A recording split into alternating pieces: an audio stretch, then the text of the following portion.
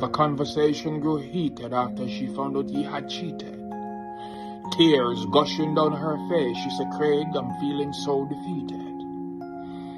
3 years now I've been faithful, now I'm becoming so hateful. I hate liars and pretenders, fake and the ungrateful.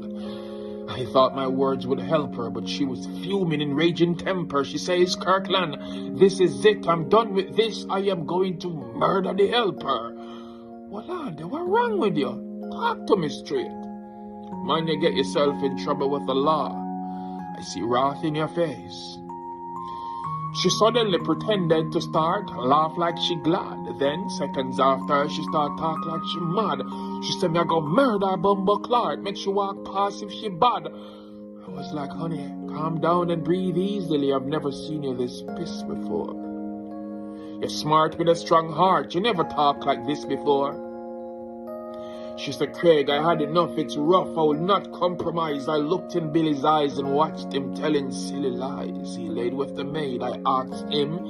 He denied.